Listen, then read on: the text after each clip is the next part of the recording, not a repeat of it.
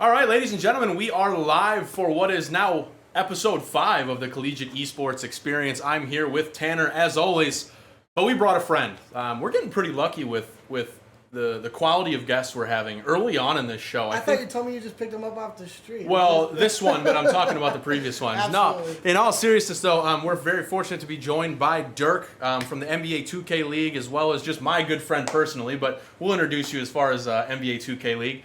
Dirk, rather than having me ramble on and try to explain all the wonderful stuff you've done in the esports space, give us a brief intro about yourself, how you got into esports, and kind of what you're doing now. Yeah, first off, appreciate you guys having me. Second time back here. I remember it was like 4 years ago I came here. We were recording something with the league, so that was pretty cool to see everything that you guys have done up with the place. It always looks great. Yeah, no, actually I shouldn't say raised in Byron. I forgot a major part. Born in England, moved to Byron at the age of 10.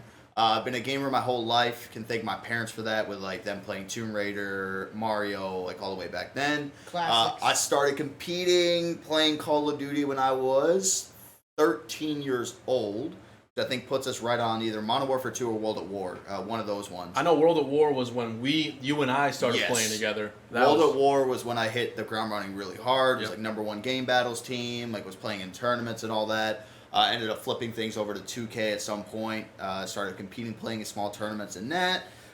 Jumped into Call of Duty commentary. Transitioned to NBA 2K commentary. I did a multitude of games in between that point. So yeah, this is coming up my 11th year esports broadcasting. So yeah, I think it's super cool. Like your story, one, just as a friend, like seeing you succeed, but two, your story is like exactly what every other person our age was like. No, like this is a real thing, right? Like when we were younger, we're like telling our parents, like we're trying to make YouTube videos just back in the day, or whatever you're doing, you're like, Mom, Dad, this is like a real thing. Like it's not just me being nerdy. This is like a society thing now. Yeah, right? It's definitely a cultural shift. For me, it kind of started with that Call of Duty, World at War, Modern Warfare. When I remember anybody in my friend group, that's what they're doing. They went home, they played Call of Duty, they played, they're just on from 4 o'clock in the afternoon to midnight or 2 a.m. It was big shift. It all started with COD. Yeah. Like I don't care what esport that you play. I don't care if you're a CS:GO guy at some point. You all started with a console because either your parents had it or it's just a low cost thing that you could go grab. So that's why when you talk about anybody, like where'd you start gaming at? It's like, oh yeah, well my parents got me into this, but then I switched to Call of Duty. Then I played Call of Duty. Then I played tournaments in this. Yep. Yeah, and there's like a clear switch there too. So it was Call of Duty. But you can remember specifically the Call of Duties that like really switched it, right? It was Call of Duty 4, World at War. Maybe not so much Call of Duty 4. I could be wrong, but Call of Duty 4 was maybe the start, and I feel like World at War... They skipped World at War on the competitive scene. Did they really? They played 2 years in a row of Modern Warfare. That's right. And because that's right. People... because that's why everyone was like, oh man, like what if World at War was played competitively? Because there was that game mode called War. And that was like a mode they're like, damn, if that came back, that could be one of the more popular modes. But yeah, on the professional circuit at the time, like the very small MLG circuits that they had, 2 years in a row of Modern Warfare, and then it ended up jumping over to the next Call of Duty, which I can't even think of. Was it Modern Warfare 2 at that point? Was it? Yeah, and then was it? Did they go straight to Modern Warfare 3? It all blurs together. I used to have them memorized, and you knew the year they were on, you knew every single skin, and now it's like, we're getting old. It was either Black Ops 1 or Modern Warfare 2. I can't remember like which one ended up releasing first, but that's when they finally, once those games came out, that's when let's leave Modern Warfare in the dust. So I'd say Modern Warfare is definitely, there was the OG Call of Duty scene, like back in the day, like just COD 1, where there was no sprint, people were playing it on PC, like that was crazy. So I've always wondered this, and I'm surprised that we haven't talked about this outside of this podcast, but we've all... I would say Tanner and I and other people that probably listen to this podcast knew from like probably a young age when we were playing like that we were interested in it. But like I feel like you always have doubled down that this was going to be it, right? Like you've worked and you've done other things, but I think you've always been involved with it. And I think you've always put in the work that this could one day become what it has for you now. When was there like one moment where you were like, I'm gonna really just tunnel vision double down now? I would say that, well, one, I didn't even want to broadcast. Like I was always like never really shy. Like me, like when I was a kid. Yeah. Obviously when you have an accent that stands out, you're kind of like the life of everything. You're like, oh my god, can you say this word? Can you say that? You're like, yeah, let me do that. So I never wanted to. Like I loved basketball when I first discovered it, and so I was writing articles when I was 15 for this website about like Dallas Mavericks games and all that. Mm-hmm. And then I remember watching. I want to say it was one of the Black Ops 2 events when the game like first came out, right? Or it was one of the events, and I heard commentary, and I'm like, what the hell? Like this is like an actual thing. So I was like, did some research. At the time, I had just graduated high school. I wasn't going to college, and I think I was working at Menards. I think that was that era when Shout I out was there. Menards, glory days, right? So yeah, I think it was when I just started there. So I was like doing some research, and I was like, you know what? Let me try just like hunting down things. Found this small Twitter who was running showcase matches. And they were like, we don't give a fuck. We don't. Can I swear? Oh, we'll bleep it. It's fine. I was like, we don't care like how much experience you have. Just come on, like have a good time. So it's like, you know what? Cool. They paired me with a guy. Went on there immediately. They're like, damn, you crushed it. It's like, really? I feel like I didn't.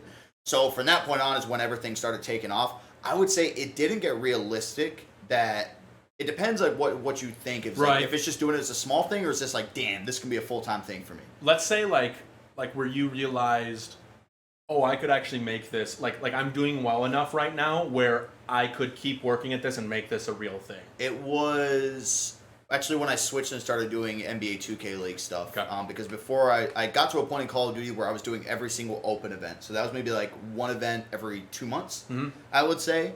And they didn't really pay like too much. It was maybe like a $1,500 check for like a 3-day event, I would say. Stipend, yeah. So and then you get like the food stipend stuff added on top. So maybe like total out to close to like $2,000 or like $1,750. But the 2K League one was finally where they were like, hey, over this 6-month period, we are ready to pay you like, oh yeah, very good. And so once they brought that to the table, that was when I was finally like, damn, I can do esports full time now. Mm-hmm. So the timeline of it from the point where I started, I actually didn't make an actual penny from a paycheck until about like 4 years in. And then the 2K League was when I got like the actual big check, and I was like, oh, I can quit my job now. I can go back home to Byron where it's going to be cheaper, and then I can just pursue this full time. So that's kind of been the road that it's gone down the past 7 years. It's just such a cool story to me. And then you got to think like back then when I started, like I said, it's like 11 years ago. There was no school programs for it. There was no college programs. That's what I'm saying. That's why it's so truly impressive to me, because I'm like, it's not like you had like, okay, I have a kind of a linear path to go, right? Yeah. Like I'll do this in high school, then look at a college program where they have nowadays, right? This was like, I'm kind of self-made here. I remember telling school counselors, teachers, students, like friends, damn, like this is really cool. And they're just like, yeah, nothing's going to happen with that. Do this. And I'm like, okay, cool. So now it's really interesting when I go and speak to those people that I had told that, and I tell them what I do. It's like, oh yeah, well you got lucky. I was like, yeah, I mean, could have got lucky, but you it's also put like, in the work. yeah, I was it like, wasn't like you just sat on your butt all day. yeah, I was like, I guess you can, if you want to call it luck, but it's like it took a lot to be able to meet the right people, get myself into the proper situations. Like it's been a grind. So like, that's why now I still like to get myself out there, do as many different things as possible. But yeah, in terms of like whenever somebody asks me like, oh, what path did you take? I'm like, I can't even properly tell you. Right. Like I'm happy there's stuff now that people can utilize through programs, like especially in high school. Oh, I would have sure. loved to have like a gaming club or an esports club when I was in high school. That would have been phenomenal. Or even an acknowledgement Just that it exists. anything about like video games that are like put in a positive way in the school environment. But so I'm happy that it's seeing that growth now, because I feel like there's definitely from a multitude of different things. So what I'm saying, where they want to play, where they want to like manage, get on the business side of things, that there's now avenues that people can actually get. It's like, okay, if I pursue this, I might be able to finally go down this road and get this done. Yeah, for sure. So this kind of might be a silly question, but personally, how does that make you feel knowing that maybe this wasn't something you ultimately saw yourself doing, but now that you are doing it, internally it's got to make you feel something, feel good, feel proud? How does it make you feel? Yeah, no, it's always, each achievement that goes by, there's a sense of like pride of like, oh damn, like I beat the odds, I guess, because I feel like whenever you tell somebody you're not going to college, immediately they're like, oh, I'm going to see this guy working at McDonald's. This guy's going to be stuck in a factory. He's going to be building houses. He's going to be working construction. So I think it's still, the satisfaction that I get is more of, honestly, a little grudge that I hold of like old school counselors and people from back then. Like I love seeing them in person now. I love interacting with them just because it's like a big like middle finger to them. Like, hey, like I was able to do this even though everybody was saying no. So yeah, I think it's each event that I go and do, then after like it's over and I'm on that flight home and I'm sitting there, you have time to really think. You're like, damn, like I get to talk about video games for a living, and it's so unique that like I can't ever be mad at a situation. Like, of course, like when you're working on camera, you got to be ready for anything and everything. You might have audio issues, camera issues. You might get a person who's just not very talkative. There could be a bunch of things that go wrong. But then the perspective I have is like, it's talking about video games. I've worked jobs that are hell. Oh. I've worked jobs that are easy and boring. But the hell job that I worked, I did like water restoration in Arizona before I switched to doing this. And I was like a 24-hour emergency response service dealing with floods in houses, mold, asbestos removal, biohazard removal. So like I've been in like really bad spots with that. So that's like my perspective I had. It's always just being grateful and seeing everything that pays off. And it's still to this day, I never get old with it. I could upload like a YouTube video, and I'm not really big on YouTube, and it might get a couple hundred views. I'm like, oh my god, I'm satisfied with that. You have like a Instagram reel, TikTok blow up, and I'm like, oh my god, this is great. Like it's just the small victories that you get that I feel like just have to be really celebrated in that fashion. Absolutely. Yeah, it's interesting that you talk about that, because I think it is a feeling that, I mean, you could probably replicate it in a couple other scenarios, but like it truly is a unique feeling. Like when you're talking about uploading and creating content. Especially when you think about how many people go weeks and months casting or recording their own stuff or creating clips, whatever, and they see no return. Yeah. And even with that, when you get one where maybe you're only getting 30 views, right? But this one gets 120.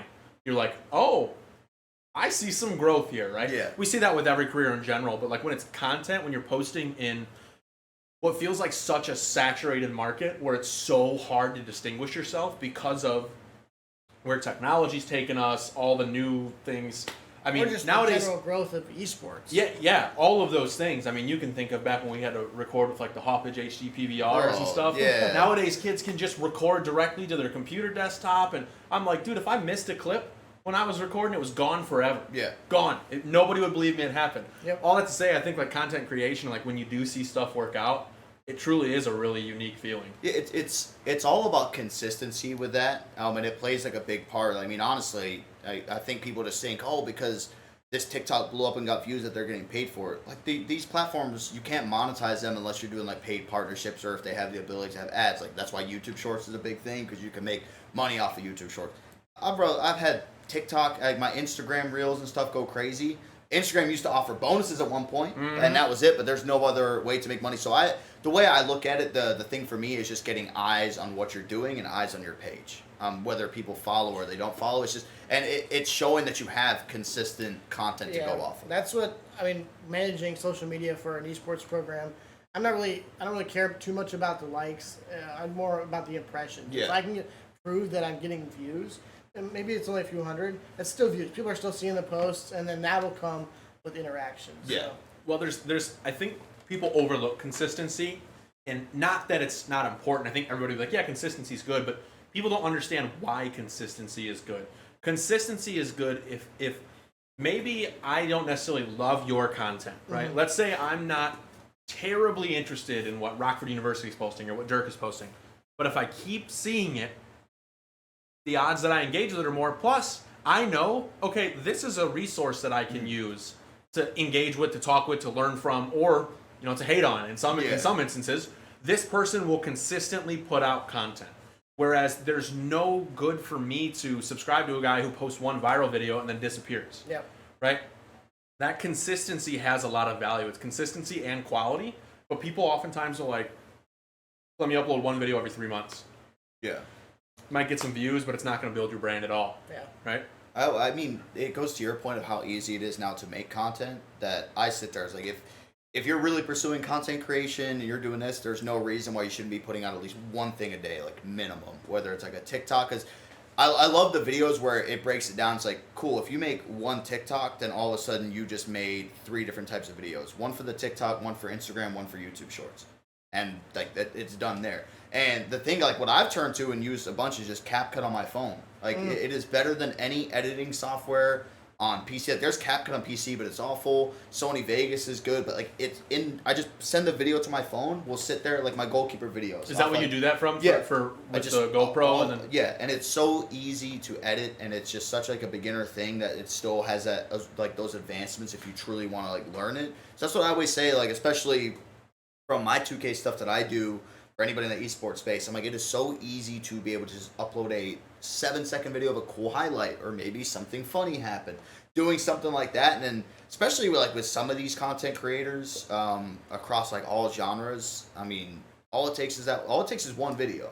Get eyes from one video, and then boom, I think anybody, whether you're a streamer or you're uploading videos, as soon as you get views on one, you get the extra set of motivation. Like, damn, I need to make more videos. It's a struggle when you're uploading, you're getting like 20, but then once you hit 1,000, you're like, oh damn. Okay, now I can kick it into overdrive. And I mean, it's the same thing for people who want to stream on Twitch, right? So if we have collegiate students listening who are like, oh, I want to stream on Twitch or whatever platform you choose, right? Consistency is so incredibly important, and I can say that speaking from experience, I think you would probably agree with me in the times that you've consistently streamed, right? So I know one time I can think of was like the Grand Theft Auto 5, the server and stuff like that, where you would stream for like weeks on end, right? Like every day I knew from like 2 to 6 I could hop on and see Dirk doing some crazy stuff, right? Or every day from 6 to 10 p.m. I could see Clay going on and doing X, Y, and Z in League of Legends, right? People are more likely to tune in because they build that into a part of their day. Yep. Okay? If you want people to watch and interact with your stuff, they should be able to plan to see things in the same way like a podcast, right? I slacked last week and we got it out on Wednesday. But for the most part, we try to upload on Mondays so that when people do like the podcast, if they like the podcast, they know, all right, Monday, I'm going to have a drive home and I got time to consume that media or whatever. Absolutely. Right? Of course, the quality is important, but I saw drastic differences in, I mean, when I used to stream, you've got obviously way more than me, but I had 1,500 followers or whatever, which, cool. And I would be, in the times that I was consistent, I would start stream and I would have 10 to 12 people in chat waiting for me to start. Yeah. I would wait a week, like I had a stressful week, would go away for a week, and I would have 1 or 2, like my consistent viewers in. And I don't blame them because that need for entertainment is still there. Yeah. Right? They're just going to go find somebody else. Why wouldn't they? Twitch is free. These platforms are free to go find stuff on. I've been kind of pushing that on our athletes and our captains here. I'm trying to build a regular streaming schedule for our program and the consistency. Like, hey, we want to move our game to Monday. Well, on our schedule, it says our games are Wednesday. So we're going to stay on Wednesday. That's when people are expecting us to stream. That's when we'll be on stream. And we're going to just kind of try to build that so we can build our audience. So I think, consistency matters a whole lot. That stretch that you were talking about, that was the most hours I've ever streamed in a month. That was in November. I think it was like 160 hours. And so I was live every single day apart from a couple. I've noticed this, and it's always been this case for me, no matter like when I was pulling like 300 viewers playing 2K or like the smaller viewership on GTA. If I took one day off, immediately I'd go on the next day. Everything just goes away. Now, in my instance too, where like I can't stream as much during the summertime because like work is so busy and like there's really not much for me to play. Then when I go live in the winter, I got like my regulars, I got my mods, and then you got to like restart from the ground up. So yeah, I think even for like these bigger streamers when they don't go live, it depends if they're causing some drama and controversy. Yes, like they'll go live, but yeah, anybody watching out there, if you're making content, it has to be. Just have a schedule. It doesn't even have to be as like uploading every single day, but as long as you're making it, like depending on like how much time you have, like 2 or 3 times a week, I feel like as long as you set the days to let people know, hey, Monday, Wednesday, Friday, I got videos for you. And to that point, I would almost argue like it doesn't even have to be completely centered around the game that you play or whatever it is, right? I actually, when I was streaming on Twitch, and I've had a lot of people become genuinely interested in like what I do outside of League. No one cares. Like they'll watch me play and they're excited to see me play, but like they're also like, hey, how is this? How is that? Right? So it could be as easy as a quick 30-second reel with your significant other. You guys are out exploring something. You're like, hey guys, can't wait to stream on Friday next time I see you guys or whatever. In the meantime, this is what we're out doing. People want to connect with you at a level outside of video games. It feels like, at least in this instance. And so I don't think it's something overwhelmingly hard to do, like you're mentioning. I mean, it's 30 minutes of your time a day, if that. Yeah. Right? Depending on editing and all that fun stuff. Just definitely relies on that dedication. You got to be a little bit dedicated to commit yourself to doing something like that. Yeah. No, I mean, it's fun, too, because I feel like once you build up a certain audience, like, so, again, like, going off esports, like the Sunday League goalkeeper stuff, like the soccer stuff, I've always had a dream of, like, making content with, like, GoPro and net and, like, how fun it is. And when I finally was able to start doing that, all of a sudden I'm getting these people like, what do you do? Like, do you do this like content? And I was like, no, I'm like a gaming dude. Yeah. So then once you tell them, so I had the one video that it was one of our Sunday League games where the team choked the 3-1 lead, got like 225,000 Instagram reel plays. People from the Rockford area hitting me up, be like, yo, I played against your team. Oh, I see you. I was at a Tuesday pickup games. And they're like, oh, man, you're the dude from Instagram. And then immediately they follow it up. Like, yeah, dude, I was like, looking at your profile. Like, what exactly do you do? I see a bunch of NBA stuff. So it just kind of leads down one track. So that's why it's always good to even branch out. Yeah. And just like, it's all about passion, too. Like, I don't think you can consistently create content unless you truly love what you're creating content about. Yeah, that's another key thing. And I think now with how saturated it is, right? Because not everybody, but so many people stream, so many people create content, whether that's once a month, once a day, once a week, whatever. So we're seeing less and less of, I watch this person for their skill at a video game. There's definitely handfuls of that. Like I can think of right now people that I watch specifically because they're great at the game. But I also can think of, along the same lines, the same amount of people that I watch specifically for personality, or I care about what's going on in their life or something like that. There's way more of a market for just like, here's content about me. Or one carries the other. Like, it's so rare to find a streamer who is amazingly entertaining and so damn good at the game. But then you have those guys who can just be so good at the game, you're gonna watch them, and the other guys who just maybe they suck at it, but they're just hilarious. Yes. So like comedians just putting on a show for you. I feel like I see people, like, if you look across Twitch, I just say Twitch because I'm most familiar with it, but if you look across Twitch, a lot of those people that people watch for their skill, they plateau at what feels like 3,000 to 4,000 viewers, that are watching.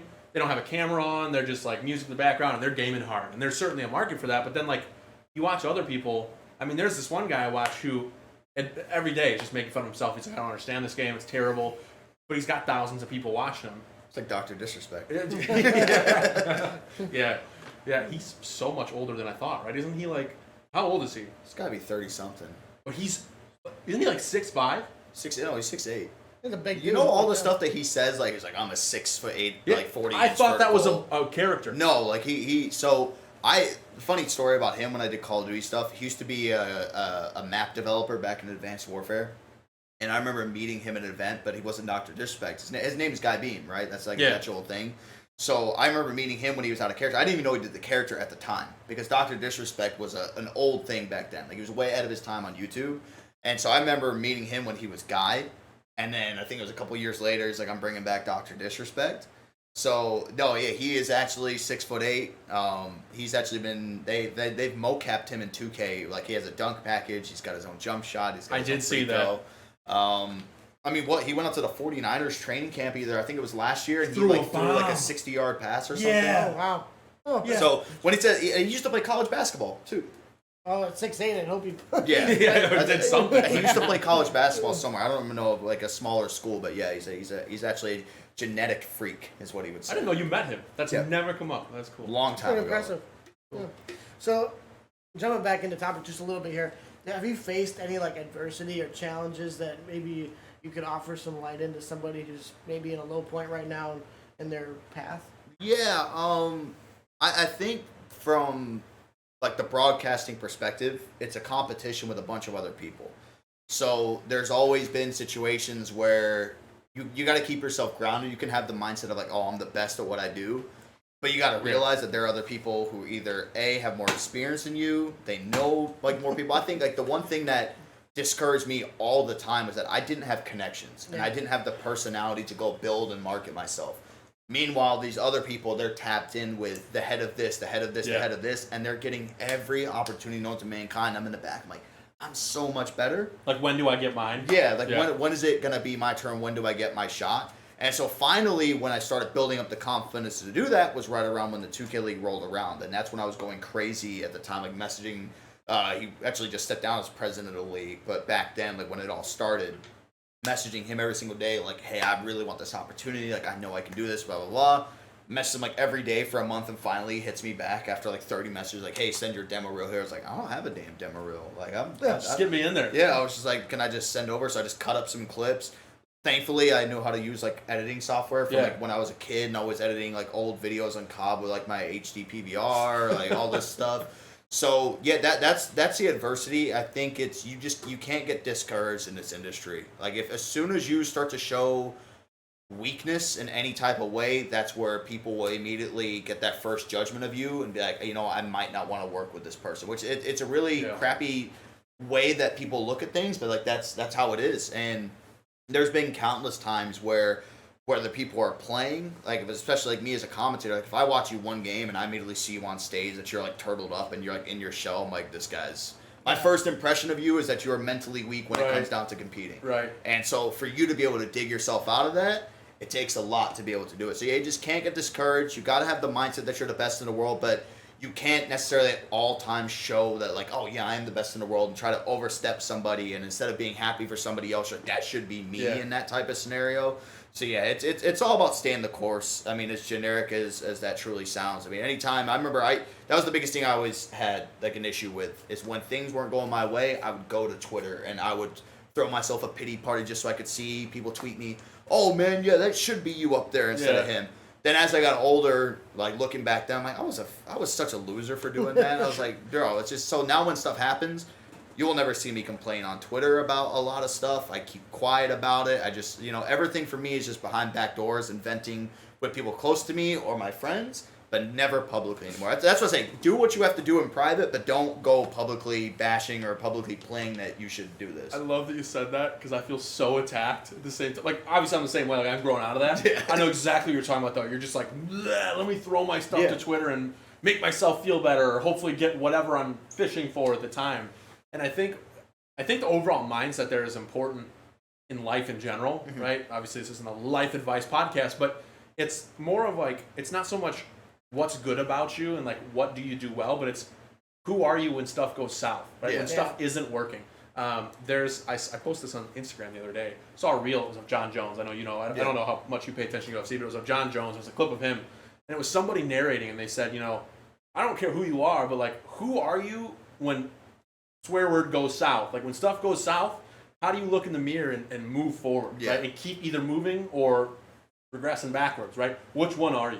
Because the people that succeed are the ones that, when things aren't going well, they don't give up. They keep going. Or they look for, okay, this didn't work, now I'm going to try plan C. You're going to be judged a lot more at your weakest point than you are like when you're on like the tippity top and like the highest of highs. So, yeah, it's a good, getting out of that mindset. It was key. Like, social media can either be the best thing for you, it can be the worst thing for you. And I've learned that. I mean, I got fired from Menards for social media. So, all about the stuff you post. And so I quickly learned too, because I think what a lot of people forget when they're representing something as well, and all of a sudden you start making tweets and like, cool, you can have in your bio, my opinions on my own. No one's looking at that. Like, they're immediately, if it's tied to something. So what I had a big issue with when I first started doing my 2K League stuff, I was still actively playing the game. So I was sitting there tweeting, man, this needs to be fixed. This sucks. And I'm getting an email like, hey, don't publicly tarnish the brand and the name. And I'm so like, now I'm very particular with what I say, to where it won't come off as like I'm bashing the game, but like, oh man, like, does this work for anybody else? Here's how we could make this better. What do you guys do? So like, it's no more. But damn, I used to have tweets like firing shots at Ronnie 2K all the time. Shout out Ronnie 2K. I did the same thing back in like, what was it, probably 2014, 15, like when I played avidly on 2K. I used to get on there every other day and be like, Ronnie, figure it out, man. That poor guy got verbally abused by thousands of people. He always every does day. too. So yeah, I had to. I just remember like when it was like my first couple seasons of working, still maturing at the time as well, to where I was finally okay. Now I know what I can't say. This is what I can't do, and all that. So yeah, now I just keep my mouth shut. Head down, move forward. This is so off topic, sort of, not really, but you mentioned like people that are like, my tweets are my own and stuff. It's like, that does nothing. Yeah. That disclaimer does zero for me as a brand. As soon as you put on a brand representation or a logo or something, or you put yourself in that identity, it doesn't matter what you say. You are tied to your employer no matter what. You think a news media outlet's going to care if you have, oh, I'm affiliated with this, and you make a controversial tweet? You think that news media outlet's going to go, independent content creator? They're like, no, Rockford University ambassador. It's like, people don't realize that. Not only that, but people don't realize like just their own brand. Like if you're a content creator trying to do X, Y, and Z, and you have something that's off character, or you have a bad day and you just spitting stuff out there, like that's your brand, dude. That's how people will perceive you. Yeah. Every good thing you do, I tell this to my students in the same way, like for like their careers, but like all the good things you do, right? I could be the best student or worker or whatever for a year.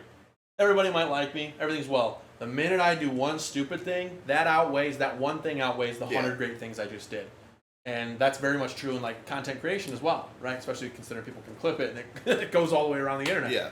Right? We've learned that lesson in esports with some previous experiences we've had in this program alone. Just making sure students, yes, they're free to talk how they are, but they also can't just go online and bash the program or bash whatever they're doing because they're not happy with the results. Yeah. Or something. So it's very important as a college student, as a director, as a program administrator, whatever you're doing, to make sure you're establishing that brand effectively. You can be upset.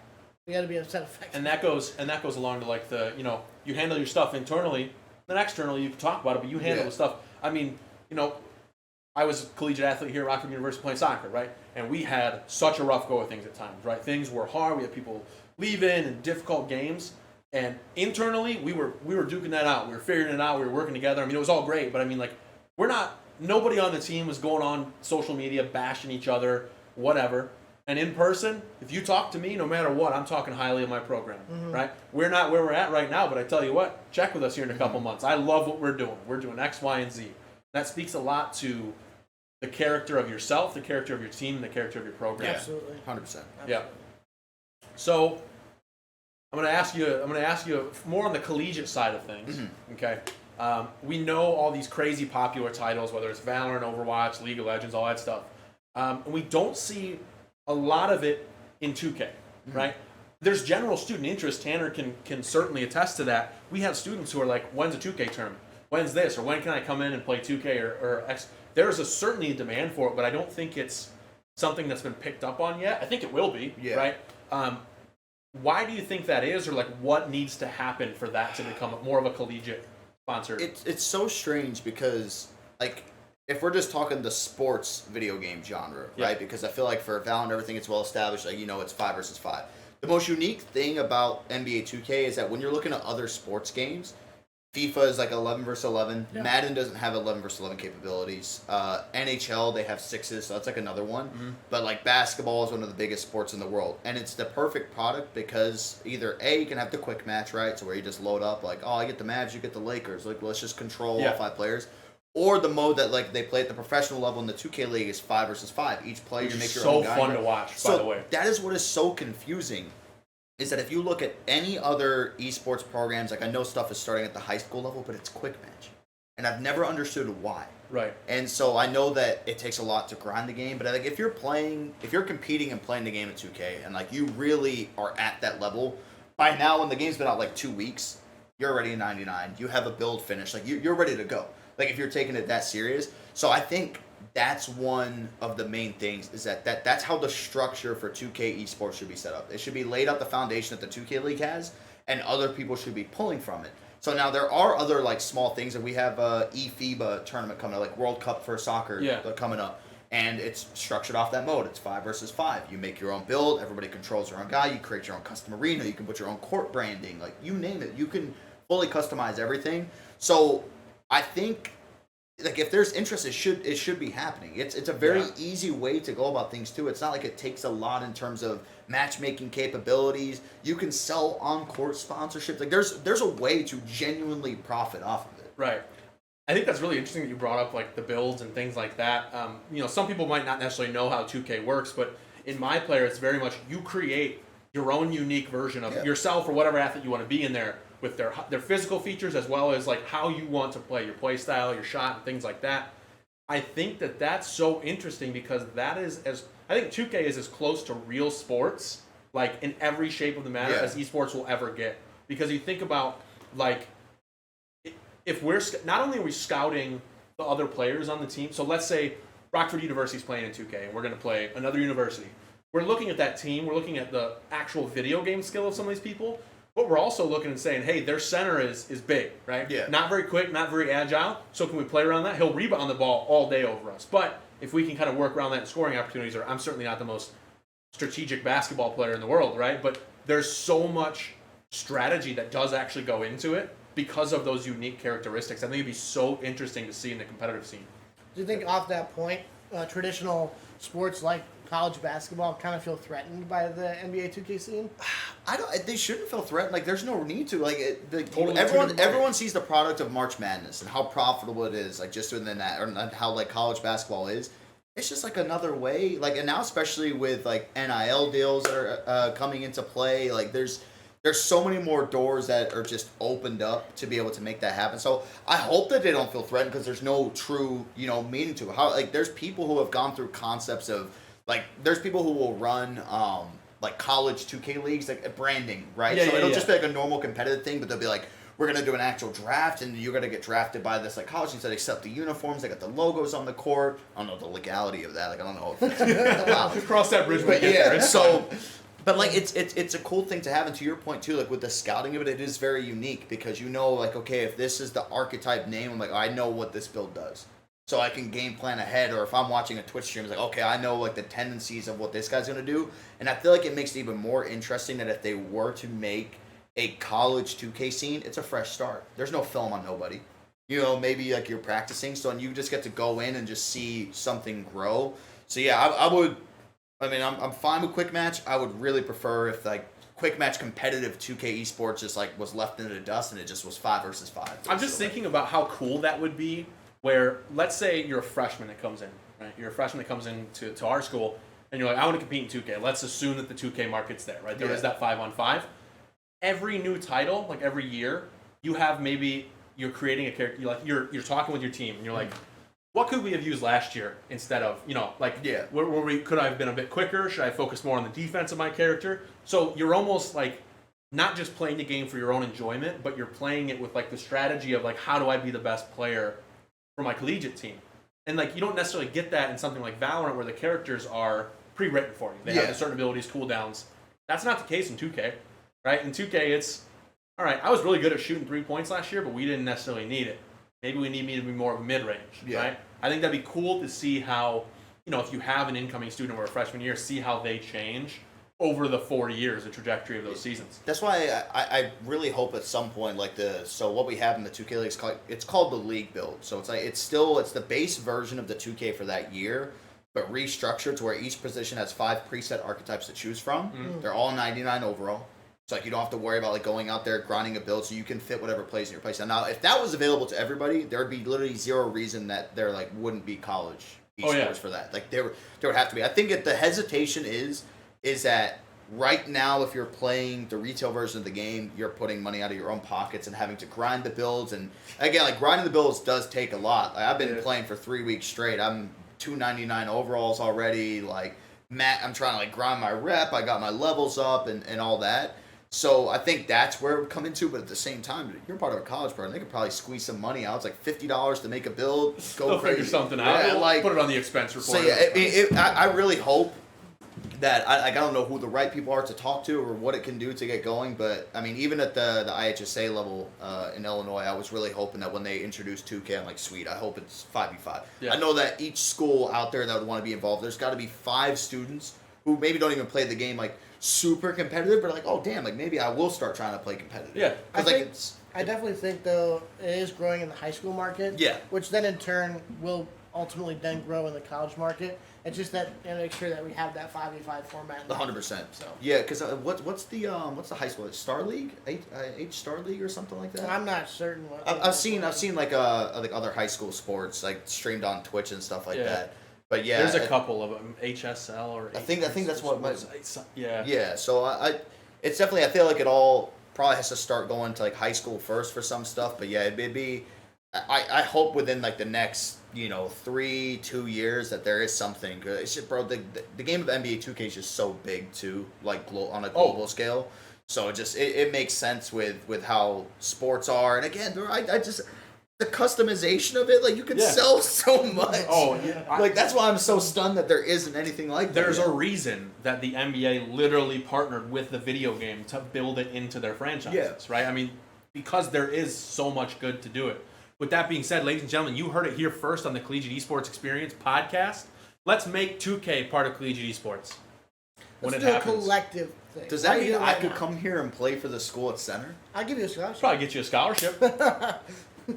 We'll work into the expenses too. Get you some VC cards. I got the VC. I remember the last one I played, which man, it was probably 2K18. I got like not the base version and not I think it was a Kobe edition at the time. I don't remember who it was, but I got like the middle version. And I was like, all right, I got some VC. I'm gonna throw it on my player right away. We're gonna go in and I'm just gonna smash in the park. They got you like a 70 overall. Got me like a 70. Yeah. I show up and there's dudes that are 99 just hammering it. Yep. I mean, it unbelievable. I was like, oh, all right. Like the frustrating thing to me, I don't know how it is now if they've fixed this, but it shows your overall. And you could go to like call next up, or I'll sit in this spot and wait for 2 other people so we can play 3-on-3. Nobody will join you if you're like 72 overall. Yeah, it's still the same. Is it? Like, yeah, you'll jump on. Like if you're on something that's when the game first launches, I think as long as you're not a 60 overall, people will play. Yeah. Like a 70 people, like yeah, but like 6 now, months in. now at this stage, like even for me, like I remember going out there with like a 91 because I was grinding a new build and nobody was playing with me. Yeah. And I was like, bro, I'm a 91. Like what? If you start late in the game, you literally turn into like me in high school on a sporting. You know, they're like picking you last because you're 4'11". You know, they're like, dude, that's literally. I'm serious. There will be 2 people readied up, and you're waiting for a new game to finish. And have you ever played? No. There'll be spots open, and you'll go and join, and so you'll have your 3, and you'll be like, all right, I got next with these 2 guys. Before that next game gets over, they'll leave. Both those dudes will turn and run. They'll be like, we're not playing. You have like a 2-second window to when a third guy jumps on, you can quickly back off. So you'll like, yeah, I got a game, and they'll just be like, no. It's the most demoralizing thing. In fact, it almost hurts more than like being shamed in person. You're just like, oh yeah. my god, I'm not good. You just like enough. sit there and just and then like another guy comes walking by, he's 1 overall ahead of you, and they're like, sweet, we'll play with this guy. This is good enough, but you didn't make the cut, man. You just go up to him doing like your little high emote, like you just go like this to him, like this over and over again, just like waiting for him to say something or do something. Yeah. But yeah. That sounds a little demoralizing. I don't. It definitely is. It's. I'm already bad at League of Legends. I don't need to be bad at 2K now. Too. Along those lines, what's next for you with 2K, or what do we got going on in the future? Yeah. So we just signed a deal with the NBPA, which is the National Basketball Players Association. So a thing with the league that not a lot of people know about because it just wasn't talked about as much. NBA players could never be involved with the 2K League product. Saw your tweet about that literally today. So so back then, basically, to give an example for it, is that the league couldn't go up to let's just use Chicago Bulls because we're here, and I hope the Bulls one day join the 2K League. Choose like DeMar DeRozan and Zach LaVine, for example. The league could never reach out to them and say, hey, like you should come to this event, you should post about it. Players would have to do it their own free will. So over the years, we had some players like Knicks Gaming. when they won the league season 1, Kevin Knox at the time tweeted like, "Oh yeah, we got a championship in New York." So now what this deal does is it allows the league to collaborate with players and for them to make appearances at events, finally put them in content, other things along those lines. So we had our All-Star game last week in New York City, and we had Royce O'Neal of the Brooklyn Nets, who has a crazy story of like going undrafted, playing in Europe, coming to the G League, the Jazz, and then now just signed like a multi-million-dollar extension with the Brooklyn Nets, and he's an avid 2K gamer. Like he used to play Adam Varlick from Byron. Really? They used to grind park together. Wow. And so it's hilarious because it really is a small world. Yeah, like, so I talked to him in person. I'm like, yeah, you used to play with some like my IRL guys from my small town in Byron. And he was like, yeah, it's the guy's name. He's like, oh yeah, I remember him. So it was cool to see like how engaged that they are, and the guy plays the game so much. He said to me, he's like, yeah, I don't ask 2K for builds. Like I'll grind them myself. I'll do everything. It's like, how many you made? He's like, I made 8 builds. And I was like, you fund those yourself? He goes, yeah, I just pay out of pocket. Which again, the VC prices to him is probably nothing. It's like me buying a coffee in the morning. Yeah. So, but like 8 builds, and you're looking to max them out, you're spending like probably close to $400, $500 potentially. Easily. So that was cool because that was the first time ever we had an NBA player like actually in studio. Which is crazy because back when I was trying to go for the league in season 3, Kevin Durant was at the draft, but he couldn't be on camera. Like, but he was like hidden off. Seriously? In the back. Yeah. But he was hidden off in the background. So were you near him? No. He was like upstairs, like tucked away. I was like, in the and you didn't run up to him and grab a picture? So, I don't even like Kevin Durant. That would have been awesome. The players that got drafted like couldn't take pictures with him or anything like that because they couldn't know that like, he was at this event. So now with him being there, that was like cool. Like this is Royce O'Neal. Like what's the potential? Like what other things can we do? So the thing I just posted about today, Dallas Mavericks are doing media day today, and so they set up something with their gaming guys that they have. One of the players and the coaches were just like playing 2K, and when the players were done with their media day, they were coming into the back area and they were playing 2K. So they had Kyrie Irving, Holmes was on there, and like so. basically any player that wanted to go through them, like media obligations, they could go play. So Kyrie Irving, like one of the best of all time at the point guard position, was sitting there playing 2K with like the 2K League guys. And that's literally, cool. we live in a simulation. It's so weird. Like it's so cool because a lot of these guys, like you'll see posts, like DeAndre Ayton just got traded from Phoenix to the Trailblazers. Within an hour of the trade, he was spotted in the park on 2K in a Trailblazers jersey. Wow. Within an hour. Like there really is not a game like that can do that. And like some of these guys, especially now as the younger generation coming in, they play so much video games that they are constantly on that take. Yesterday I was walking around, I see an NBA logo. I'm like, oh, who is that? Oh, it's like it's Landry Shamet. And I'm like, hey, like that's cool. Yeah, because are they verified in the park? Yeah, so like they'll cool. actually have their players' faces in the game too, but now have like a giant NBA logo above their head. That's cool. So Do you have bad? Like, do people know? We get a 2K League one. So people know, like when you're walking around, that you're a. Yeah. So once it'll get to. So my issue is that I go by the name Dirk. I go by Dirk_2K. They'll see the NBA 2K League above my head, and people will message me saying like, "Oh, you're Dirk Nowitzki," or I can tell them I said hi, and I'm like, like how do I tell them? It's not that. So that's like the game changing stuff coming this year. Is that the capabilities of. Like, there's rumors that there might be, like, All-Stars in Indianapolis this year. Like, we might try to do, like, an event out there. We might try to do some, like, fun stuff. So, that's, when that news broke, because they had been working on it, I remember hearing rumbles about it 7 years ago when they're like, yeah, if we can get this deal done. It's been such a long process. So, the fact that they got that done was great. And now it's allowing teams to finally, there's been a lot of teams who post some really good content.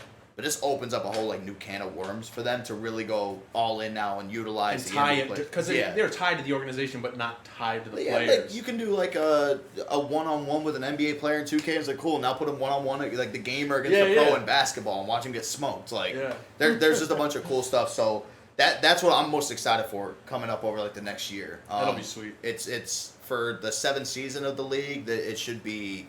It should be honestly like the biggest one. I was gonna say the most exciting. That seems like a monumental change in just exposure and like branding and stuff. Oh, 1,000, dude! Like anytime you can put an NBA player's name onto a product, the fan bases like love that to where it's like sweet. Yeah, we got Kyrie Irving in this now. We got this guy. Maybe I have to check. Maybe they had Luka on the string too. Like that wouldn't surprise me if they had him at some point. So there's a lot of possibilities. Well, I got 2 questions with that. One. What do I got to do? Who do I got to talk to get a Regions Esports logo in the 2K My Park? Put that above your head? Yeah. That's going to be tough. Because the only logos that they have above their head... Look how cool it looks. It looks amazing. How cool that looks. I love it. Come on. Trust me, I love it. Come on, Ronnie 2K. Give me a badge. You can upload it in the game of 2K and put it on. You can make jerseys. See, this is what you guys got to do. You got to load that's the game. Cool. Give whoever's in charge of the esports committee in the entire like college universe... Build a concept design of the Regions Esports with your home and away jerseys, how the court would look, and submit that. Boom. There's your sales. Bet you I can make our jersey guy make it a concept. That's true. We do have a pretty fun jersey. And your guys' colorway is dope, too. Yeah. So you could have some dope jerseys that go with it. We have so we'll show you after stream, but we have a blackout, like, actual jersey. Ooh. You can do that with a whiteout, too. Super proud of it. It hurts me to congratulate Tanner on good work. He knows this. He showed me that, and I was like, dude, you're doing it. Like, that's awesome. And, So, second question. Who do you know in Bucks Gaming that can get me to meet Giannis? Call him out. Tell him to help me. I'm kidding. Patrick. Let's see. I don't know. I tell you what. One of the coolest things in my entire life was Jordan Zalniker sending me stuff from Wizards Gaming.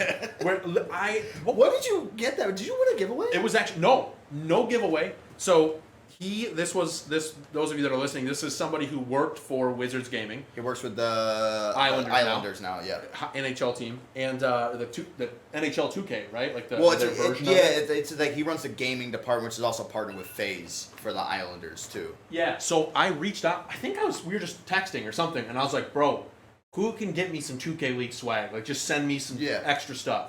And you were like, I don't know, I'll try. And you had emailed, I think it was him first. Like, literally, he was the first person. I just DM'd him straight away.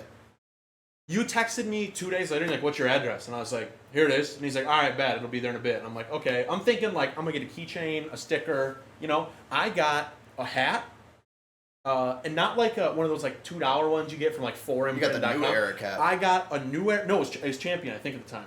No, it was New. It might have been New Era. Has always been the hat. I got New Era. I got a Champion Wizards shirt, and then I got a Turtle Beach headset. Yeah. Wow. This man literally sent me a Wizards gaming branded Turtle Beach headset that I still use to this day. Wow. Like, I was like, what? That's crazy. That's so cool. yeah, that's pretty cool. Fun Yeah, little- no, that's I know the people I need to contact. There's certain teams. If somebody says I just want any 2K League apparel, I'm just like, all right. I know the organizations that are quick to be like, yeah, man, like just let us know an address, like where do you want us to send it to, and everything. I'm trying to get a care package set up for Devin with his esports class. I'm going to speak to them in November, so I was like, I'll try to show up with a couple boxes of some stuff, maybe some championship shirts. Who knows? That'd be cool.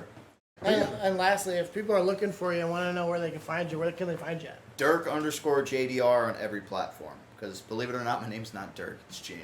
So the fun misconception. I've known you since we were like literally almost children, basically. Like we were Fourth grade. Yeah. And I still, it's Dirk to me. Like Every time he's talked about you outside, and he talks about you all the time. He just Googles over you. But oh, look at this guy. Okay. All right. He always says Dirk this, Dirk that. I was like, It's like his, but like we're talking about branding, right? Like, that's literally his brand. There's no social media. Like I'll have my first and last name on some stuff, but everything else you'll just see Dirk. And whenever it's so weird because whenever it's in the gaming space, like if somebody calls me Jamie, I'm literally sit there and I'm like, it's weird. What was that? It just has me like pause for a second. I'm like, whoa, like why am I being called that? I remember like during our season, one of our producers who I've known from gaming who has never called me Jamie one time started calling me Jamie, and I was like, what are you doing? This doesn't work. Stop that. He literally sits there. He goes, "What do you mean?" I was like, "What are you doing? Why do you keep calling me Jamie?" He's like, "That's your name." I said, "Dude, you've called me Dirk since I've known you." It's like, please don't switch up. It's just weird. At that point.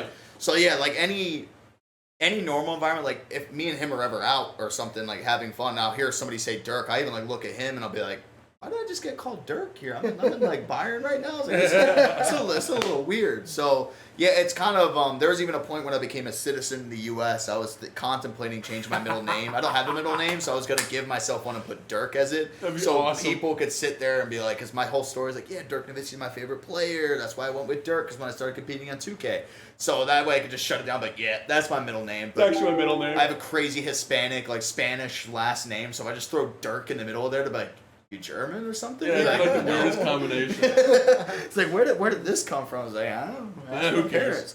So yeah, but yeah, Dirk_JDR and literally everything apart from Twitch, which is just Dirk. Which is cool. Every time when I used to stream frequently, you'd pop in with my verified, and I would have people be like, "Who's the verified guy in your chat?" I'm like, I know a couple people. I know a guy. I got a 4-letter name. That's my flex. I got the 4 remember letters. when you got verified on Twitter before Blue was a thing. Yeah. You actually got truly verified. Mm-hmm. I literally ran into you out in the town 30 minutes after you found out, and I think you told in the span of that next hour that we were together, I think you told everybody in the bar. It was awesome. I was so excited, bro, because like back then, getting your Twitter verification was everything, because Instagram didn't have that yet. Twitter was like the one thing. So when I finally got verified, I'm like, oh my god, it meant something. I can DM athletes now. I can tweet at people. That's and it's gonna the go cool to the thing. very top. You know they'll see it. So but yeah, I caved and got Twitter Blue. Luckily for me, too. when you click my little verification thing, it'll say verified since 2020. And so it won't say like for other people to say they purchased Twitter Blue. So like mine, like my loser Twitter checkmark, whatever. Same. Well, Dirk, thanks for of course taking the time out of your day to join us and talk about your experience and things like that. Ladies and gentlemen, thank you for your time listening to this podcast. We will certainly post all of Dirk's socials and stuff like that, so you guys can keep tabs on him and the great work that 2K League does, obviously. And we will see you guys next week for episode 6. Bring 2K Esports to collegiate level now. Let's go. Hashtag. You heard it here first. See you guys. I was going to bring this up. So part of the deal that a lot of people don't know about